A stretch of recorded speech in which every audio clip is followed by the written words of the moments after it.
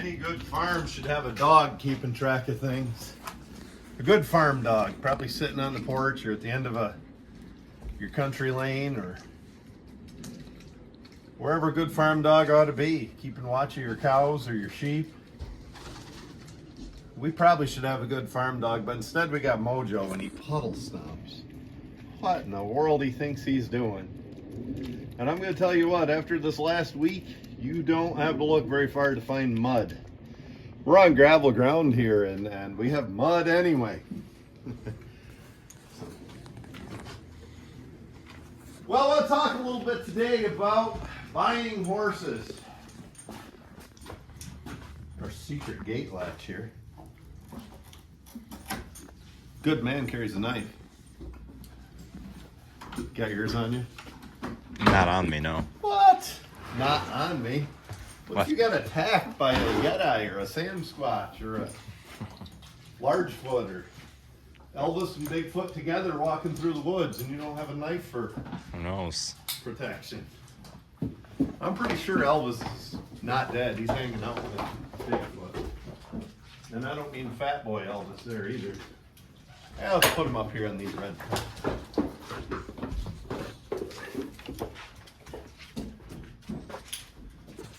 Sunday morning here. We're going to try to get some horses hooked for the first time in a while. We have just had rain and rain. Water so high. I think the last time we had everybody hooked was the day Nick was trying to dance for us. He's getting funky, wasn't you? Do a little moonwalk, Nick. No, thank you.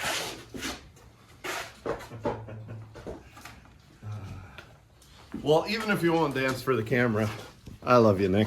Love you too. Got Zodiac here. We're going to use him as a good example. Zodiac might be a peckerhead, getting into trouble, but he's a good horse. So we're going to talk about buying horses. You want to look for one that looks about like Zodiac. I'm not talking about color. I'm talking about, look at that neck. That's not a U neck. Look at that slope of shoulder. Puts his head right up in the air. You know, it's got some length to his neck, which gives him balance. He has a head that is the envy of other horses. Other horsemen, anyway. Just a beautiful head. Uses his ears smart. Swirl in the right place, if that matters to you. You know, got some breadth in here, some width, so we can house a brain. Got some width between the ears. Good feet on this boy, nice short toes. Actually, I saw a horse a couple weeks ago, and that was a nice mare. I mean, I saw her in a stall, covered about up to maybe here. And I thought, that is the nicest mare at this auction. And she was something. She had a neck like this and a head, and she even had the color like this and a back. What a top line, what a croup. Just, wow, was she a head turner. Went around back, I looked up on her pedigree. She's Orndorff bred on both sides. You can't go wrong with that. Then I looked down at her feet, and I don't think you'd ever get her feet back in shape. Somebody did a number on there. They're trying to make Scotch Plates. I've had people ask about Scotch Plates. Oh, let me climb up here.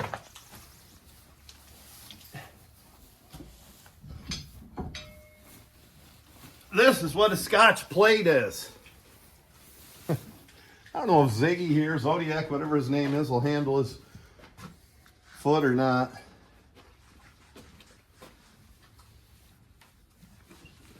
Come up here, Nick. Oh, he's got his foot off. This is how they would fit this horse with this Scotch Plate. And they would make that shoe, they'd make his toe longer, and they would make that shoe fit.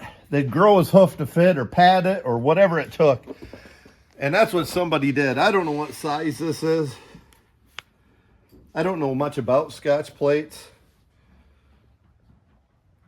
With that said, I just told you I don't know much about Scotch Plates. But I do know in their intended use and used the right way, they're not the most evil thing in the world. Kind of like my overchecks. You know, used in the right way, they're going to help you a lot more than hurt you. Used in the wrong way, oh my gosh.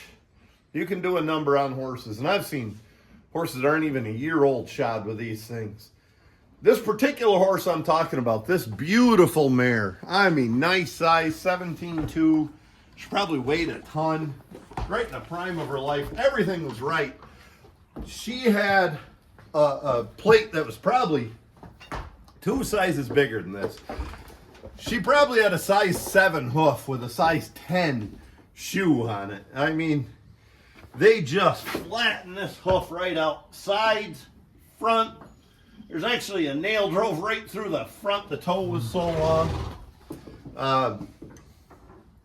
And then pads. Good Lord. An inch pad and wide. This, if her foot was trimmed properly, as you just saw on Zodiac here, it would have probably just stuffed right down. She could have stepped right through that plate she was wearing. And I'm telling you, I don't think you could ever get her feet right after such a treatment. I mean, you'd have to trim and take months. It broke down at the heel. I don't think you'd ever get her feet right. Anyway, as far as buying a horse, look at the feet, you know. I mean, that's not the first place I look. My dad would roll over in his grave if he heard me say that. No foot, no horse. My grandmother always taught me that. Gosh, she was born in 1909 or something like that. That was her adage. Always told me that. Yeah, come over here, Nick. Here's another one of my grandmother, Cayleigh Ainsworth, sayings. Zoom right in close. 1 white foot, buy it. 2 white foot, try it. 3 white feet, keep him not a day. And 4 white feet, send him far away. I always got a kick out of that, especially when I used to have a lot of horses with either 1 or 2 white feet, like Elvis. Nowadays, most of my horses have 4 white feet, and I don't send them very far away unless the money's right. But that was Moretta. No foot, no horse. That was my dad. And there's a lot of truth in that. But I'm telling you, I want to see this. I want to see a head. I want to see a neck, a shoulder, and a back, and a croup, and some muscling. I want to see a length of hip. And if everything's right there, then I'll look at the feet. And the truth is, a lot of cases today, what the heck happened to our water? A lot of cases today, those feet can be corrected. For all I know, that mare, that beautiful mare that I'm telling they did such a poor job on her feet, maybe a year from now, if somebody does a good job trimming every few weeks and really keeps after her, maybe she'll have as good a foot as this guy or something. And this is all objective to some degree, but we have certain reasons we like the conformation the way we do. And I'll just go into a couple of them. I always talk about this slope of shoulder right here. I don't like a steep slope of shoulder on a working horse. There's 2 reasons. One, I want that to lay back a little bit. I want a little freedom of their movement. That allows them front legs to move. And as the old timers say, the job of the front legs is to get out of the way of the back legs. Also, it keeps their head up in the air nice. And that gives a horse some nice balance and athleticism when they got their head up in the air like you. And my biggest reason for liking a nice slope of shoulder, the collar rests on the horse. Now I'm going to collar him right up. We'll talk about that.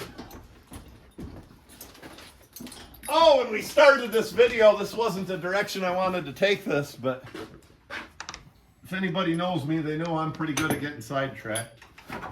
So here's his 26-inch, I believe that's a half Sweeney collar, no choke collar. That's what he works in.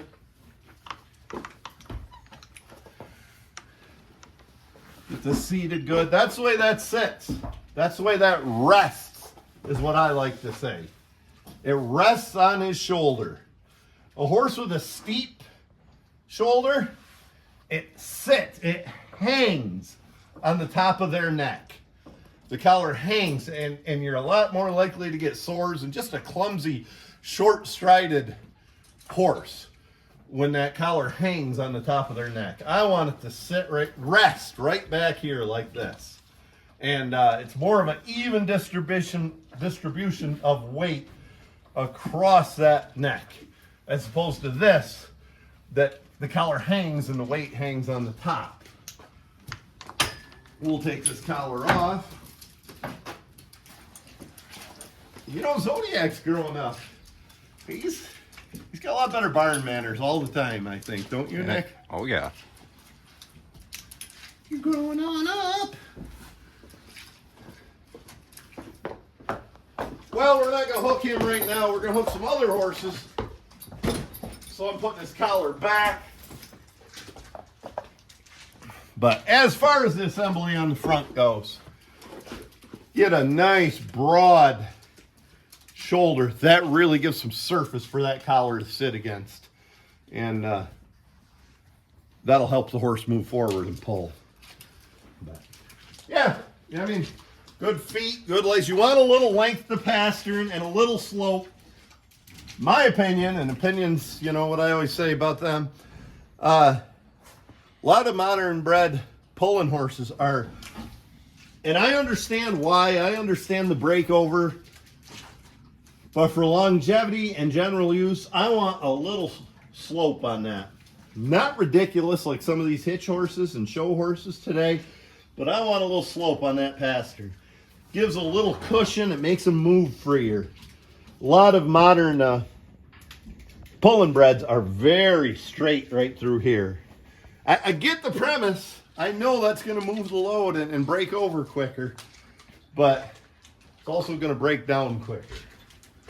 Well, this guy's not doing a great job standing up, but when we look at him from behind, you know, he's got a nice wide heel, no swellings, nice clean hocks, nice set to the hock, you know, which usually goes with some good gaskin muscles, which help pull it. Look at those gas. This is only a 3-year-old, a coming 3-year-old, and look at those muscles. You know, that's a horse. I'm gonna go to jail for groping, Nick. Nah, that's what you look for. You look for those muscles. You look for a nice hock set. You want a clean hock. You know, a hock should be nothing but hide and bone. You don't want a lot of extra fat and meat on there. The old secretary of the Clydesdale Association was talking about hocks once, and that's what he said. You want nothing but hide and bone. He also said of the Clydesdales that don't carry as much muscle as the other breeds a lot of times, he said, we prefer grace over meat. Whether you agree with that or not, that's a damn good line. We prefer grace over meat. This horse has some of both, but yep, this is, you want to look for this. And when you look at a horse to buy, I'm talking about buying a horse, look him over, look, see if he has any sores. Sores happen on the top of the neck, and some of them are bad that you can't get over. They also, if your hames are too short or your hame straps loop down around the side, about a third of the way down, view it from the side here, about you'll see white marks here, a third of the way down, and on the point of the shoulder. Those are your 3 most likely spots to have collar sores. And look that over. Make sure he doesn't have any sores. Make sure he doesn't have shoe boils, big joints. Look at his feet. Make sure he doesn't have any hardship rings where he'd been foundered. Make sure his feet are shaped well. You know, nice wide heel, a tall heel here, short toe. No swellings.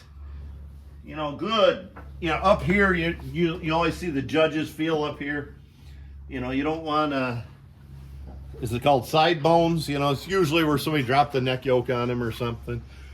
Check the teeth, make sure there's no parrot mouth or anything like that.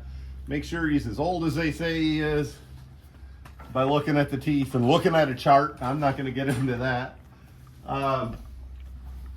No capped hocks. So keep all that in mind, and keep in mind a picture. I always say this, whether you're working horses, buying horses, judging horses, keep in mind a picture of a comfortable horse. And don't let him vary from that. If that horse doesn't look comfortable, if he's in the stall pointing with one of his front feet, maybe he has an issue. Also, pay attention to his barn manners. If he's an idiot, if he's jumping all around when we're inspecting him, there might be something wrong. Move him at a walk and a trot. I'm not big on trot and drafts, but move him at a trot because lameness shows up at a trot. We're not going to trot him because I need to stay in a place of zen. And if I go to open that back door, it's not going to open after what happened yesterday, and I'll get mad at some people all over again. That's the same reason we have a barn full of horses. It's the reason we have a back door that doesn't function. Because I had some help. And they ruined 2 electric fencers. Good people, but man, what a mess. Hey, buddy. So, yeah, we want to talk about set of hock. And some people tell me it's too much, but Elvis has a tremendous set of hock. Not as much as a Clydesdale, and I don't want as much as a Clydesdale, but boy, that comes right in. And look at the muscles on that old fat boy. He ain't old. He's only a 6-year-old. This boy's got a pretty good set of hock.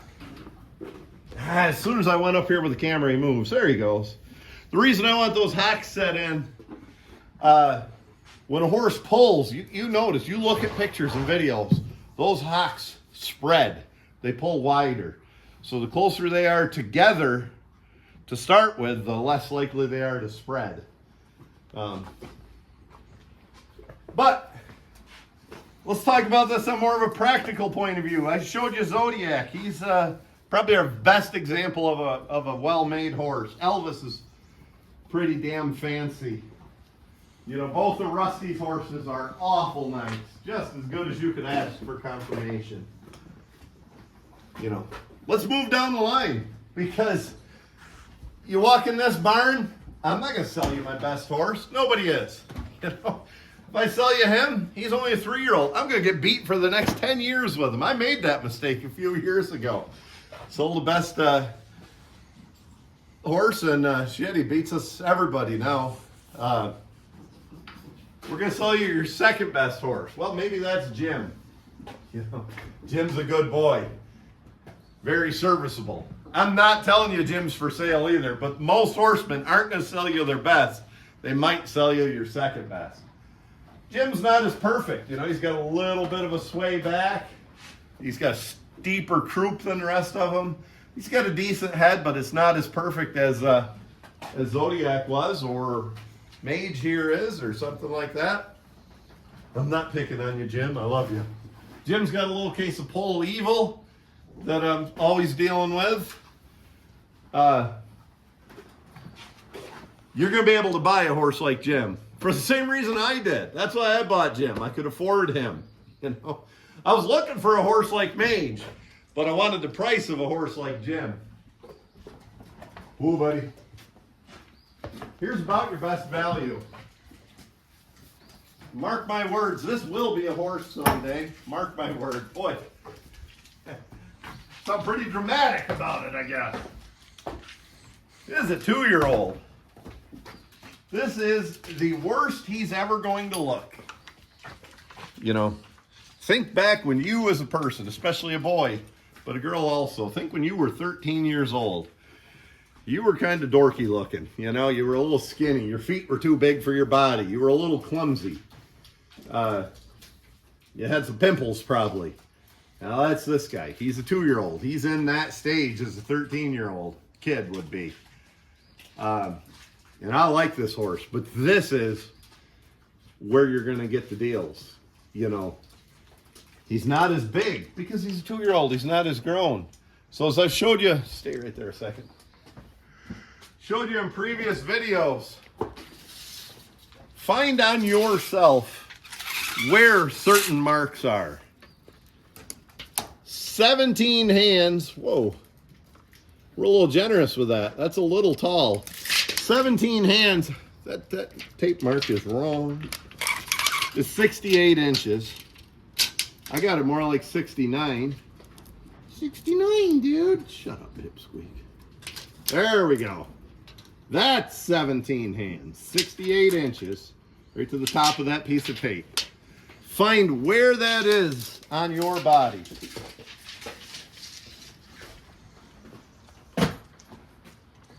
I've told you this before. I'm wearing sheep boots, barn boots, because all we have is mud today. But it's to my lips. 17 hands has been to my lips since I was about 16 years old. Before that, it used to be at my eyes. I knew that trick when I was about 12 or 13 years old.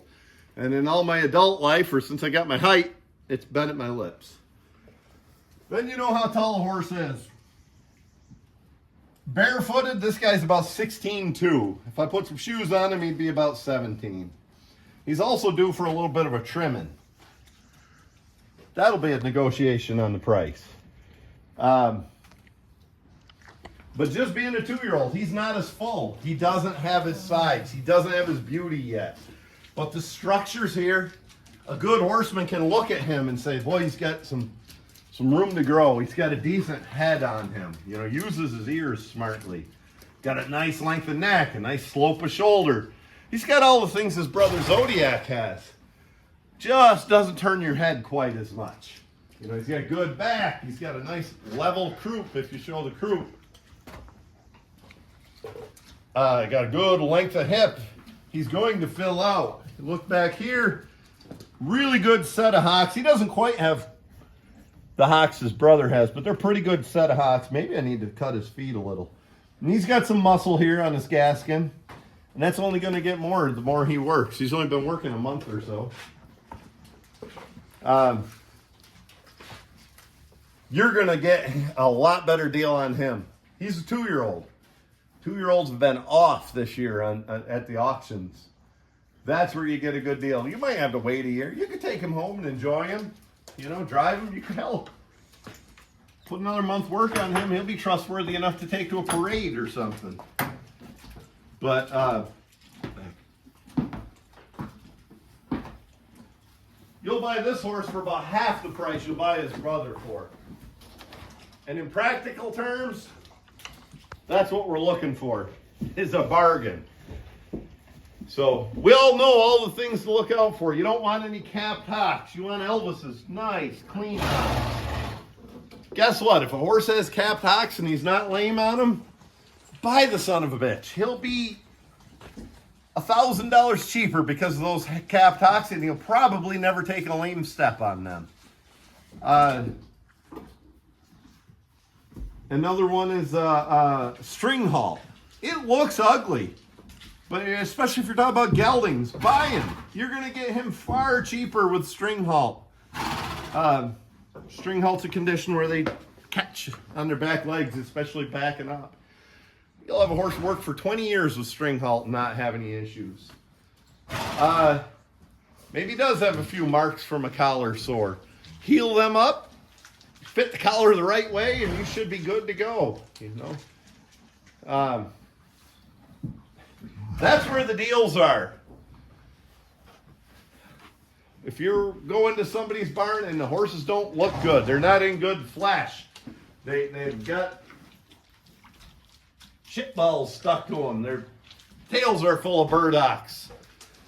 You look past that and you see the structure of that horse, and you're going to get a good deal. You're not going to get a good deal on a horse like Elvis, who's clean and fat and dapples are out. You're going to get a good deal on one that's a little bit scrubby. And it's up to you to turn him into a horse like Elvis that's clean and fat and dapples out. No marks on him. You know, yes, take all the things you've learned about horses and conformation into consideration, and then back them off. according to price. How important is it to you? You know, maybe the horse crossfires a little bit, or he has a hind leg that steps up. Well, if you're talking about a gelding and he's not going to pass that down, who cares? You get him a little cheaper because of that. You know, maybe he's got a weak, not a weak back, but a sway back. There's been some really good sway back pulling horses. You know, Jim does a pretty good job with the sway back, and I've seen some that are more extreme than him. What I'm saying is, nobody's perfect. I used to deal with Randy Oast, a veneer buyer. Funny darn guy. And he'd look at a log and he'd offer me whatever price, and I'd say I want a little more for that log. And he'd say, well, I'll tell you what, there's a little cat face on the side of that. Now that's still a good log. He says, look at Cindy Crawford, one of the most beautiful women ever, but she's got that little mole right here, he'd say. That's this log. He says, you got one of the best logs ever, but it's got a little mole just like Cindy's right here, and he'd point to a cat face. Same thing on these horses. And decide how much that little Cindy Crawford mole is going to hurt your horse. If it really doesn't hurt the function of the horse, you could start saving money. Even better are the things that just go away. You know, maybe Cindy Crawford's having a bad hair day. Maybe I'm really dated. Cindy Crawford was popular 30 years ago, but so is the story I was telling about the veneer buyer. But, you know, maybe something will go away. Maybe he's a little thin. Maybe he needs his teeth floated. Boy, that's an even better deal because you could get past those issues. Maybe he's got some feet issues that within a few good trimmings you can get fixed. Those are your good deals. And I'm all about people finding a good deal. Also beware, most horsemen aren't crooked, you know. But a damn lot of them don't know what they have. They could have a major issue within a horse. Either it's conformation or a lameness or something, and they don't have a clue. That doesn't mean they're crooked. You know, I'm not a mechanical guy. And if you buy a tractor from me and the engine blows up 2 weeks later, that doesn't mean I sold you a tractor knowingly that the engine was going to blow. That means I was too stupid to realize that, you know, there was antifreeze in the oil or whatever the case is. And that's the way with a lot of horsemen. They just don't know what they have. They don't know there's an issue. And a lot of horsemen are blind. They have a barn blind, I should say. They have a special emotional attachment to a horse that's unreasonable.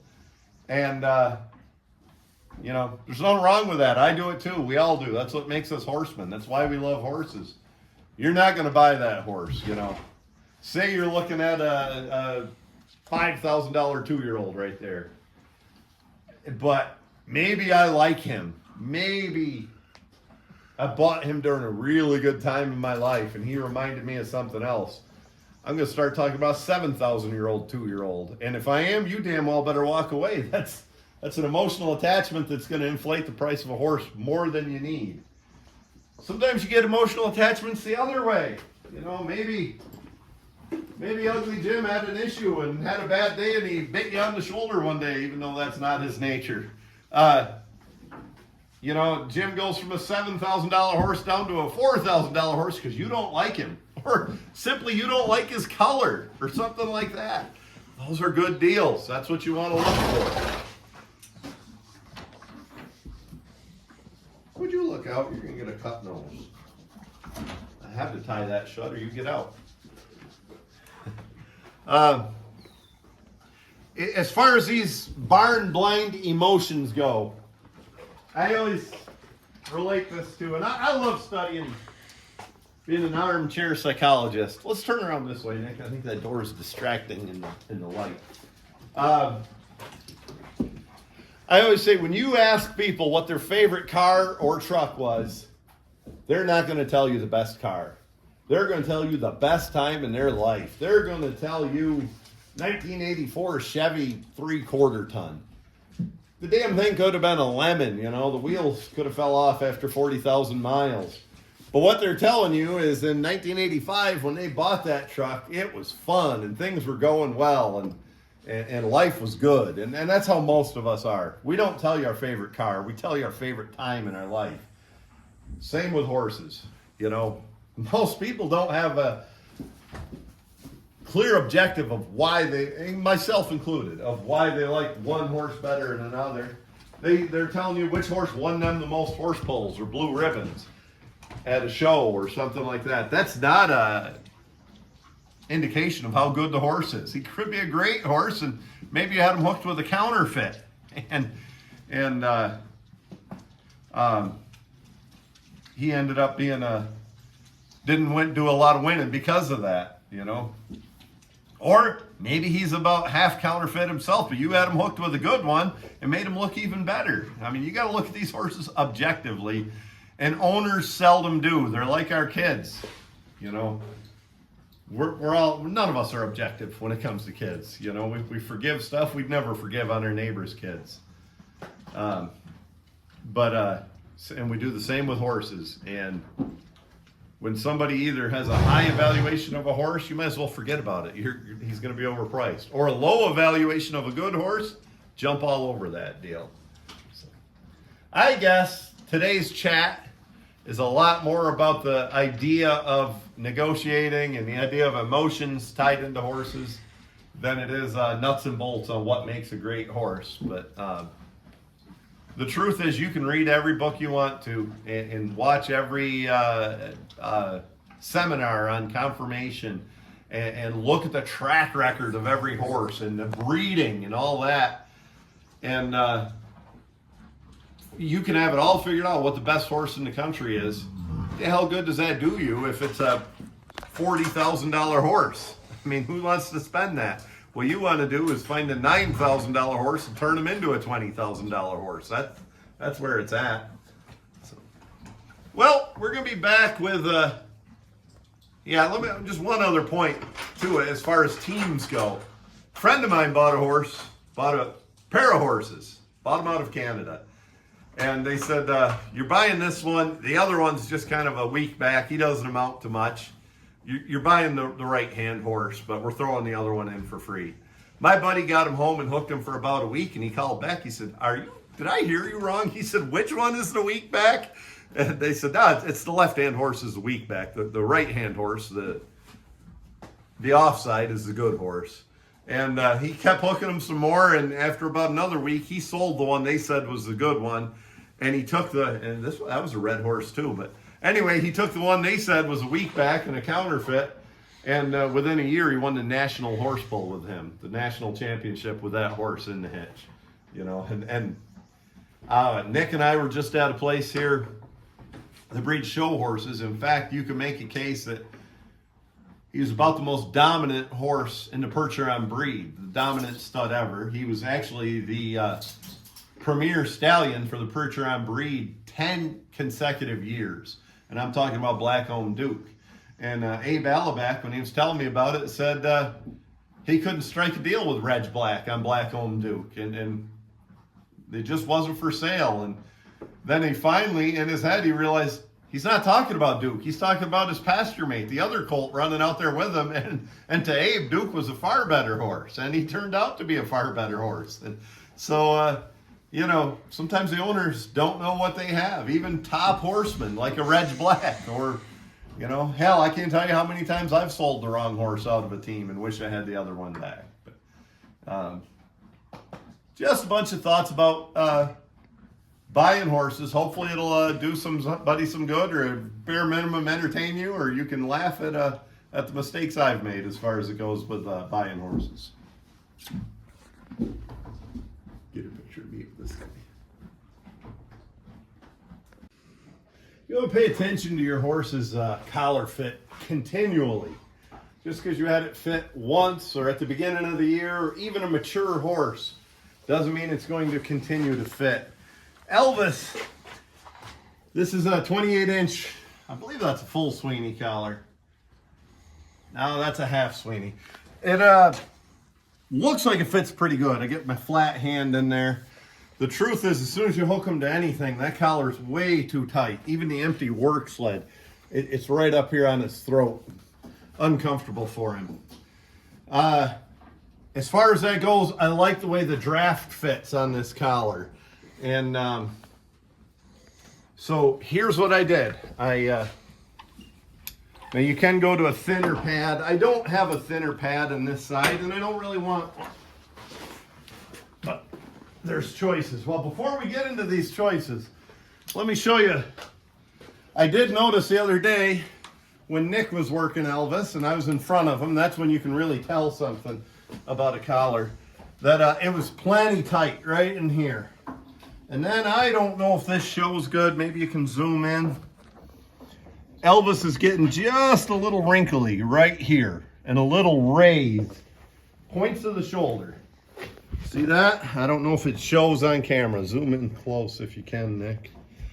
And it was worse, I believe, last Wednesday. So it's been nearly a week. It's been 5 days since anybody's been worked. Actually, Rusty's team got worked yesterday, but because we've had nothing but rain. But so this had a few days to settle down, but he's a little, what they get is kind of a wrinkle. Kind of looks a little like that before they start to get any kind of a sore or a gall. And that's a sign you better change something. So, as I said, too tight on this pad. So, I love my green fuzzy pads. It's what everybody knows me for when I go to the horse pulls. I've used them for a long time. So what I did is I took a different pad, and I could have done that green fuzzy pad.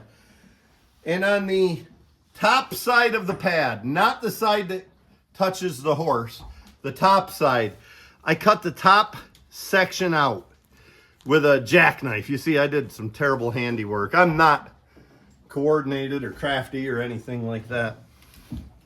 So I cut this fabric off, and I cut the foam. If you have a foam pad, this works. Right out of the top of this pad. And I left the part that touches his neck on there. And we're going to fit this to Elvis. Now this pad, before I operated on it, was the same size as the one we just showed you, as the green one.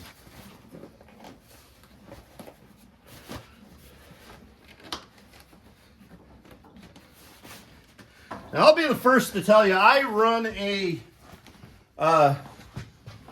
smaller collar than most of the horse pullers. I don't know if it was from growing up working horses or what, but I always fit the collars a little tighter than a lot of the horse pullers. So there it is. It's about the way the rest of our horses' collars are fitting now. That looks a little too big right now. Not much, just a little too big. But I guarantee, once everything gets seated and this collar pulls back against the hames, I guarantee that that's going to be a darn good fit. And we're going to watch that today as we're out working him. I'll get in front of him, or Nick will, and we'll just see. And I'll bet once everything's seated and he pulls ahead, that'll be a lot better fit. Of course, if you're crafty and better than me, instead of using duct tape on the top, you could sew that right on there. But I'm not much of a seamstress, and my girl Nora's not home who does the sewing, so we use duct tape. Maybe we will put something else on there. Feel better, Elvie? Well, I'm going to take this collar off and show one other thing. I showed this a couple weeks ago briefly, but I'll show it a little more now.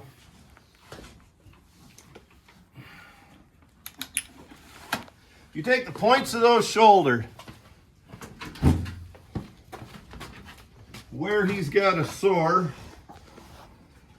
and hopefully your medicine cabinet's a little more organized than mine. What in the world? I had this out just a week ago. Here it is, right in front of my eyes, literally.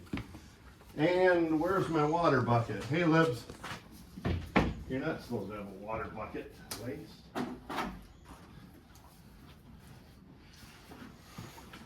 Powdered alum. I make a little bit of a paste with the powdered alum. Just not very scientific, and it's fairly cheap. This $2.07 for about half a pound. So dig a little powdered alum. This is what baseball pitchers do. It's what gymnasts do to toughen their own hands. And I put it right on there where it was wrinkly. And I rub that powdered alum right on there. And that'll toughen his shoulders. And I've done that with oxen as well to help build that callus and toughen the top of their neck where the yoke sits.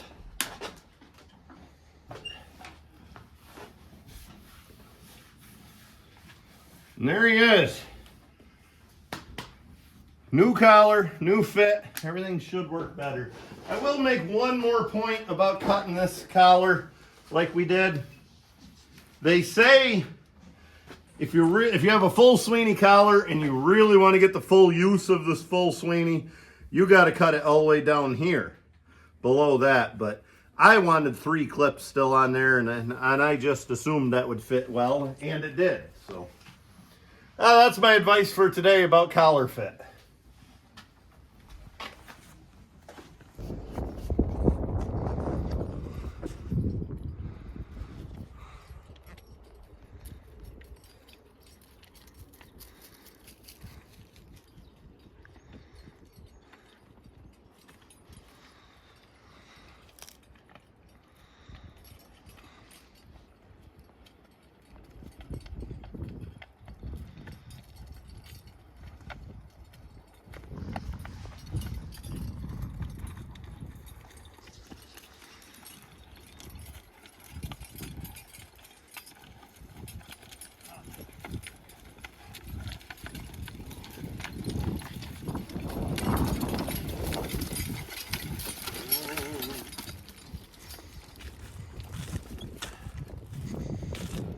Thanks, Nick. Plowing with Sailor and Mage again today. We've had about a week off from plowing. Tomorrow it'll be a week off from plowing. They've been hooked once in the middle, but so last Wednesday was our last plowing day. And then yesterday they went for a long drive on the wagon, but it's just been too rainy and wet to get any plowing done. We're back at it today. Of course, I had a little time to not be plowing, so I did what I should be doing. I read up on it and what I'm doing wrong. This book, zoom right in if you would, Lynn Miller from the Small Farmer Journal founder, horse-drawn plows and plowing. If you're gonna turn even a small garden behind a team of horses, or if you just want to be entertained or enjoy the beautiful artwork that always comes with a Lynn Miller book, this is the book for you. And yesterday I was just thumbing through this book and I kind of knew this was wrong, but I went with it. And then this morning before I started plowing, I decided to change it. This disc holder that I'm running should be an inch or 2 or 3 inches behind the point of your plow. And I had it all the way up by that depth wheel. And I haven't made half a furrow yet, 500 yards or something like that, half about. And I've already seen a difference. Not so much in the quality of my plowing, but the plow handle's a lot easier. When that disc holder was up front farther, it acted more like a depth wheel, actually. So the plow handle's a lot easier now, and it's doing an equally good job. And I learned where to set that disc holder from reading this book. I've also learned what width eveners to use, and I've been plowing since I was about 8 years old, but you can always learn more. And my dad taught me all he knew about plowing, and my dad was a noted plowing expert. What beautiful job he did. He never entered in contests. We didn't have any around here, but whether it was a tractor or horses, he did a perfect job. But still, there's always more to learn. Or maybe there's stuff my dad tried to teach me that didn't sink in, that now that I'm older, when I read it in a book like this, it does sink in. As far as that disc holder goes, I get this little piece Nick's standing on finished up. We're gonna move over there and I'm gonna get rid of that disc holder and get a joiner. I got a lot of trash on that far end of the field. I don't know, grew up to weeds and that would just plug a joiner up. It actually needs to, I need that on there to cut those weeds right in the middle. I'm also thinking about changing my horizontal hitch right where Mojo's nose was, just as Lynn Miller suggests in the book here. Move it an inch over, and that should be just about right. Right now I'm cutting a little too wide of a furrow and I'm fighting with the plow a little bit. I think I put that over on the land side a little more. The land side is the part that's not plowed. Put that over on the land part a little bit more, 1 inch more. I'll be doing a better job plowing.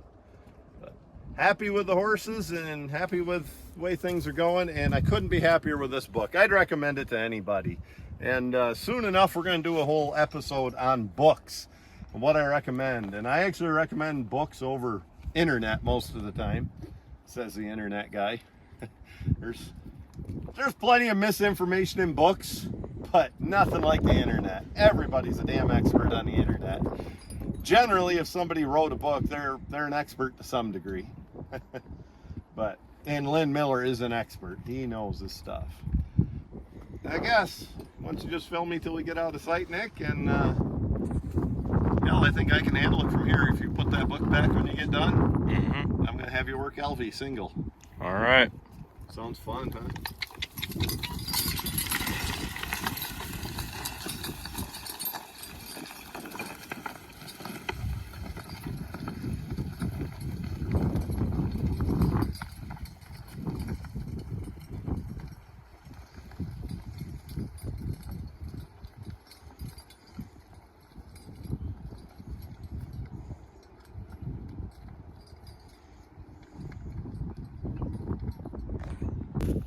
Back.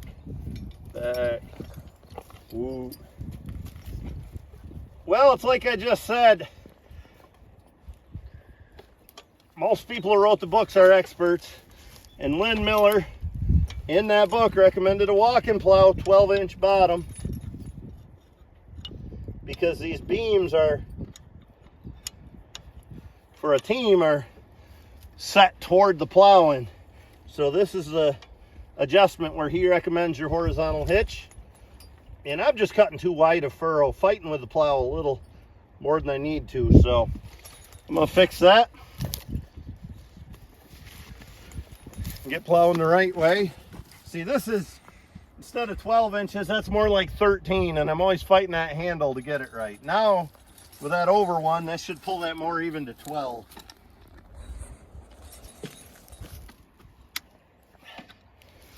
This is my plowing kit. Vice grips and a crescent wrench. A lot of these old plows came with a real handy wrench, and I do have the wrench that came with a Syracuse plow, but it's hanging on the wall as decoration. So the crescent wrench is my hammer and wrench, and the vice grips are my pliers and wrench. Yeah, film us walking away and see if we cut a better furrow.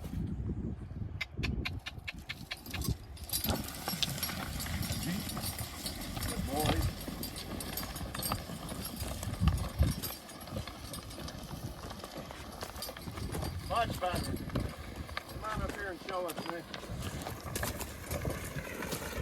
Show the width of that furrow. The sailor's trying to follow the corn row to the width of it up here where we're cutting the ribbon. That's a much better furrow than before with that one little adjustment.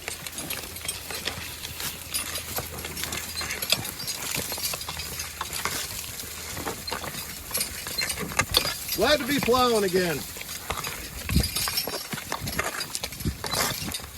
Ooh. Glad to be plowing again. With a good team of horses. We got a lot of horses to get in shape. Even our logging horses are getting a little out of shape. But we got a lot more plowing to do over there and then some other spots, and we're gonna keep at it. Well, that's about what we got for today. Thanks a lot, folks.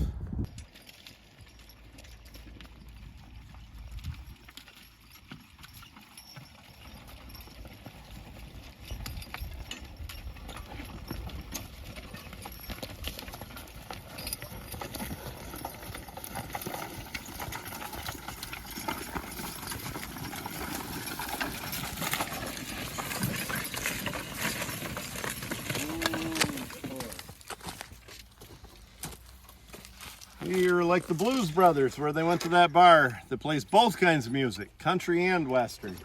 We do both kinds of plowing, walking behind the horses and riding on the plow.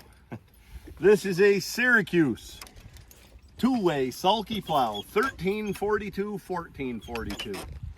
The plow you've been watching us plow with is a Syracuse 1442. It's the same beam, same bottom. It's just a walking plow version of this. We are laying out new land. If you notice, I don't know if you could show out front of us, Nick, we have little flags all the way up through there that follow a dead furrow.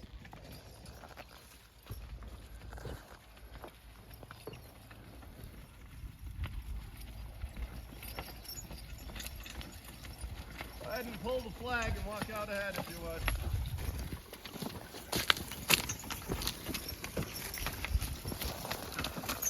Okay, moving it. All the way down through, we'll follow that. Just keep pulling the flags as we get to them.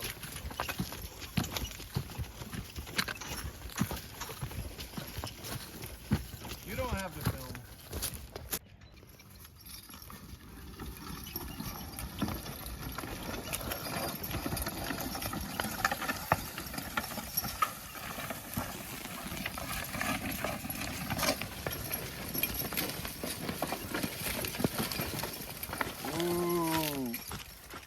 We are making a crown furrow. That is where two furrows join up against each other. We're filling in last year's dead furrow. It's not the best crown furrow, but it's not the worst. Horses are being excellent. Rusty Van Etten's got a lot to be proud of with this team. They're acting better than the team I take to the plowing contest. When we get to the end of this field, we're going to turn around and we're going to put Mage, the near horse. We're going to put him in the furrow and we're going to use the left-hand bottom. We'll make a bout down and back that way, and then we'll switch and we'll keep going back and forth. That way we keep both bottoms worn evenly. So that's what we got going on. I'll pull ahead here.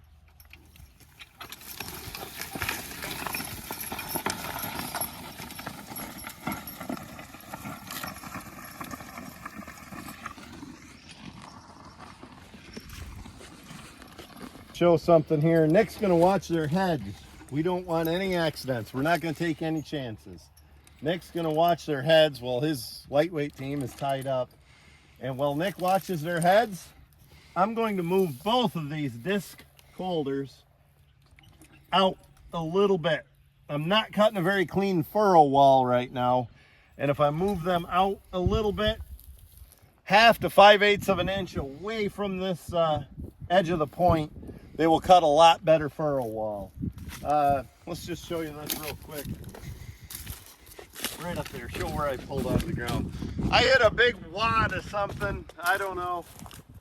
Plugged up the joiner. That's good, Nick. I plugged up the joiner there, and so I pulled out of the furrow, and I'm going to adjust that joiner while I'm out of the ground. And I'm going to get right back in that furrow and straighten that out good. You see these guys are puffing a little and hot. That's what they're supposed to be. They're supposed to be getting in shape. You want to work them to the point where they're worked, you know, just like an athlete. If you went for a jog, if you wanted to get in better shape, if I need to, wouldn't do me much good if I didn't get up a sweat and puffing. But you gotta know where that line is. You don't want to overdo it. You don't want to push them too hard. And when they get back, you want to take darn good care of them. This team's going to get cold hosed. You know, that they're going to be fed the right diet to keep building muscle and building endurance and keep them healthy through this work. Go ahead and watch your heads, Nick, and I'll do some adjusting. Is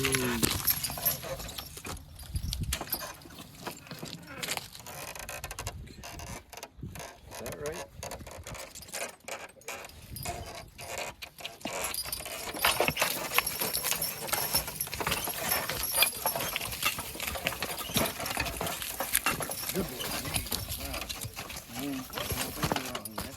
Well, it would help to put the plow in the ground. Did you really just film me doing that? Are you filming now? Yeah. Cool. I didn't realize. I thought you were They're doing that for Okay, a reason. folks, laugh and laugh and laugh at this damn fool on the line. I come around there, I put the plow in the ground, I said, what is going on? It's not level, nothing's right. I didn't put the plow in the ground, I raised it further out of the ground. Oh my gosh. What the heck's wrong with me, Nick? Airhead, right? We're gonna make a second, third swing around, I guess it would be. This time I'm gonna move the lever backwards and put the plow in the ground. And I want you to note, after I do, the furrow wall. Nick, you film it. The furrow wall in front of us and how crumbly it is. And then after we make a pass with this new adjustment, it should look a lot cleaner and better. But let me go around and I'll pick up about where that big wad of junk was.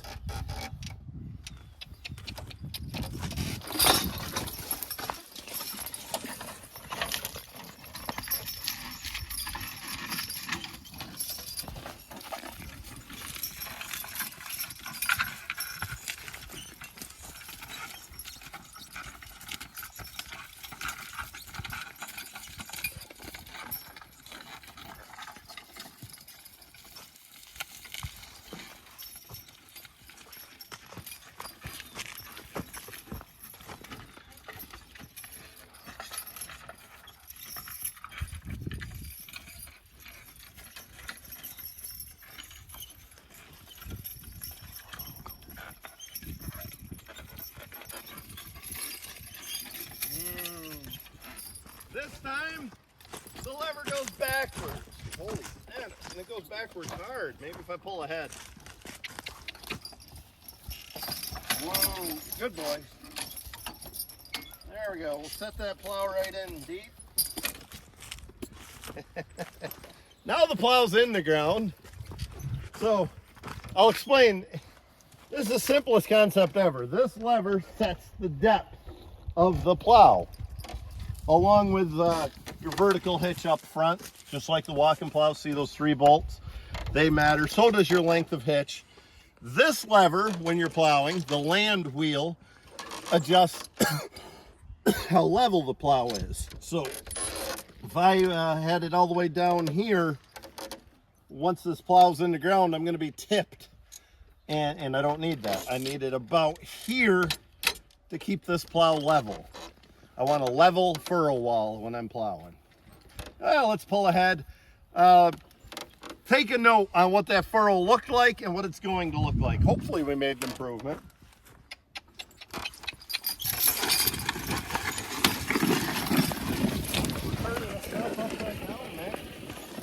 Yeah.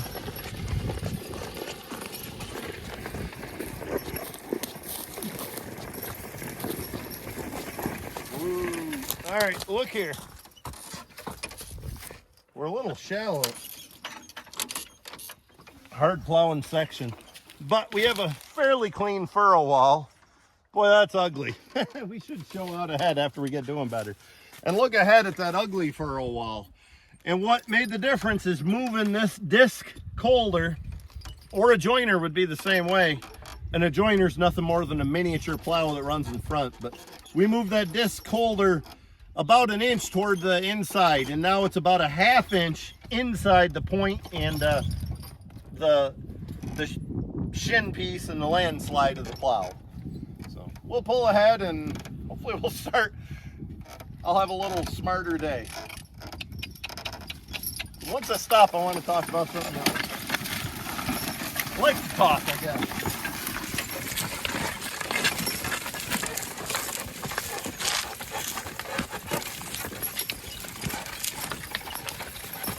Watch this, folks. This is, now we don't have a level furrow with that all the way down. Pull it back up, you can see that plow level out. That's what that land feels like.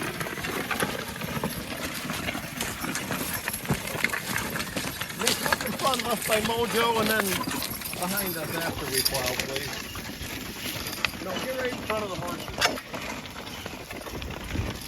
And show the crumbly walls compared to the big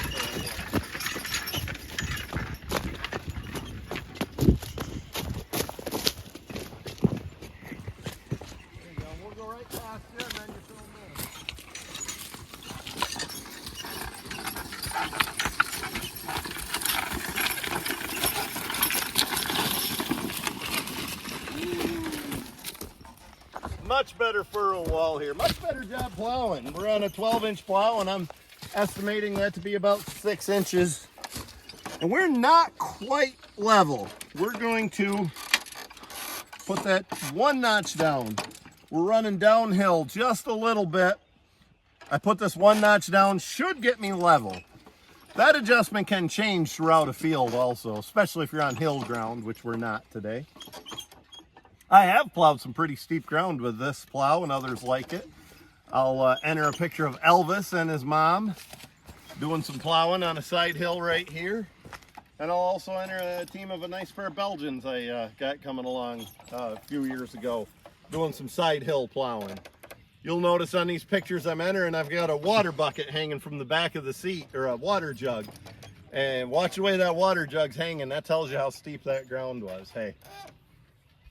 One point I did want to make, you'll notice in all my videos, whether I'm driving oxen or horses or sled dogs, not that I've ever drove a sled dog, I chirp. I don't say get up. I have no issue with saying get up or here, or what do you say, Nick? Step up? Is that what you say? Sometimes I say that.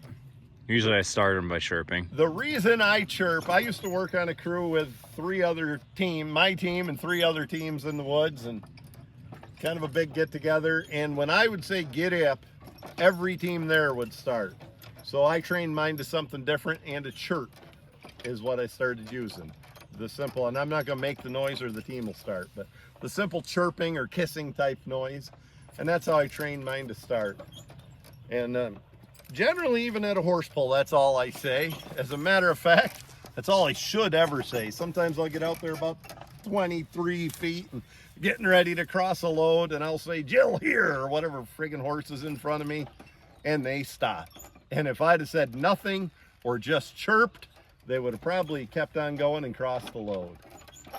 Every once in a while on the dynamometer, I'll say here when I start the team, just to get them to start a little harder. But that's about it. Other than that, I try to handle them quietly. Well, I'll pull away, Nick, and you can kind of wind the video down for us. This should be a good one, I hope. Hopefully.